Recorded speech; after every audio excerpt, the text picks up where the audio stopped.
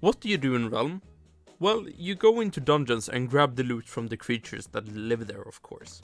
Hello guys, it's me Gleff back again here with another video. And in today's video I'm going over my top 10 favorite dungeons in RotMG.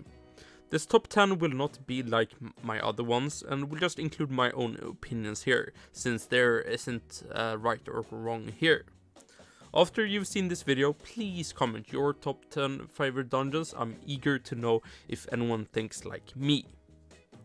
If you haven't joined my 4,000 gold giveaway, check it down below in the description and follow the steps there to enter after you've seen this video.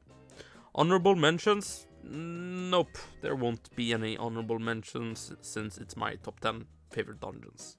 Number 10. So number 10 and 9 will be the meme dungeons I like really much. So on number 10 we have the machine. I really like this dungeon. I like the sound, I like the design of everything. Even though it's a little bit messy, I like the mess. I wasn't here on the release when the machine was released, but I've enjoyed it ever since. I like the thing that you can get white bags pretty easily, so you can look at something nice pretty often. And some of the items there are actually really fun. And I'm all for vanity items and items that do weird stuff, which is the total opposite for the class itself. Like the Bard ability gives you less range instead of longer range. I like all of those stuff, so that's why I like the machine very much.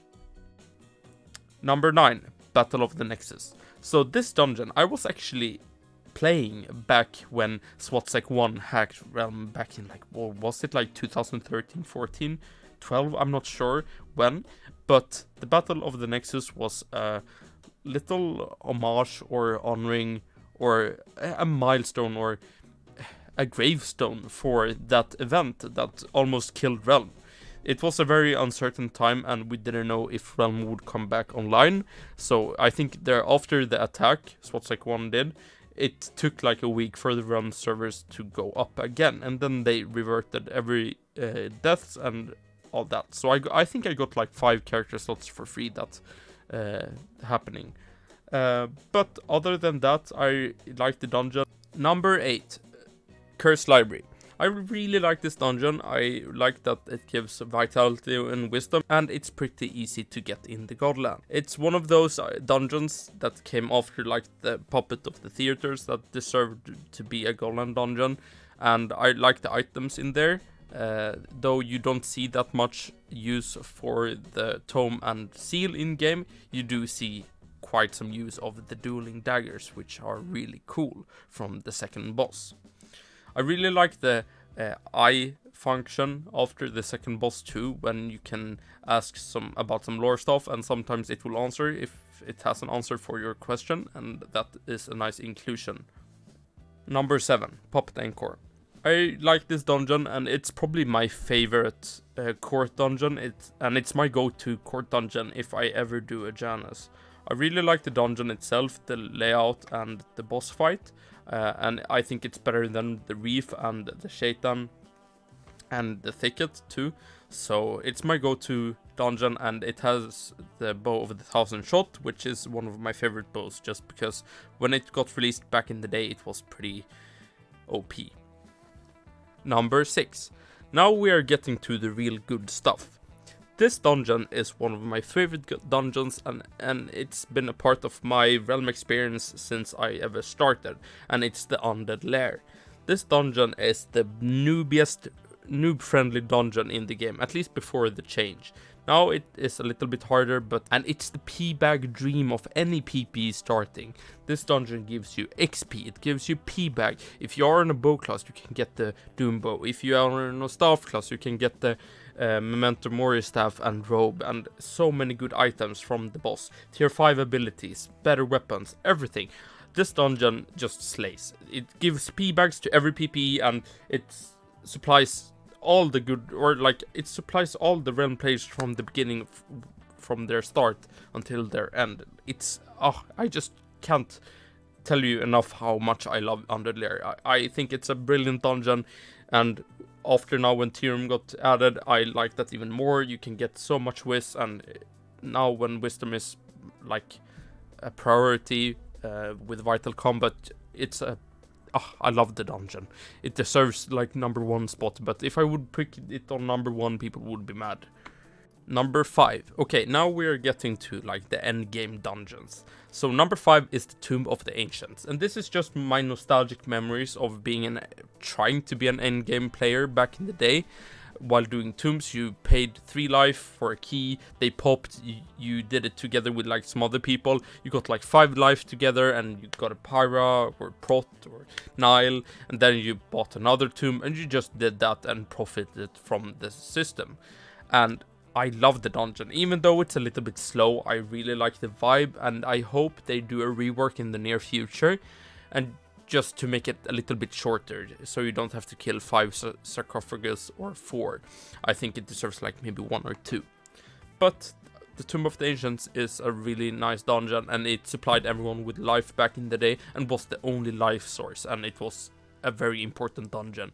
And players that start playing today don't understand how important Tomb of the Ancients was back in the day, especially for the Pyra. Number 4. Davy Jones' Locker. So this might be a surprise, but this is one of my also favorite dungeons. I really like the dungeon layout. I like the system you have to go through. You have to find the keys from door to door, which color you have. Though it can be a little bit hard for colorblind people. I know Banana have some problem with that. But other than that, I love the dungeon. You have a nice variety of white bags, or you have 2 white bags, the dagger and the prism. And the prism is absolutely fire. I love that prism. And the dagger is also a nice alternative to a tier dagger.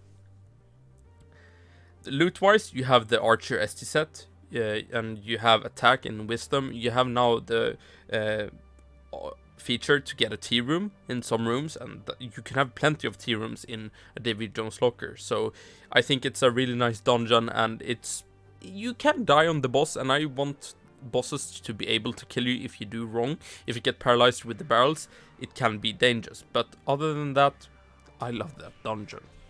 Okay, number 3, it's the Shatters. Even though nowadays the Shatters is pretty slow and it's getting a rework in like 1 month, I really like the Shatters. It's a nostalgic dungeon, and it was the first really endgame dungeon in the game after the Tomb of the Ancients, but was a very awaited dungeon when it came. It has the 3 powerful rings, or you could say semi-powerful for Bracer and Gemstone, but they are getting a buff, so I'm happy for that. Other than that, the layout is... I think it was fine for the time, but now has gone a little bit outdated, and that's why we are getting a rework for that dungeon. And number 2, and it's the Cultist Hideout. This is just an extended court dungeon. You could say there's like the main boss fight, and then there's just like a small path to clear to the boss, and I really like the vibe of the Cultist Hideout. I like it more than the Void and Marble Colossus.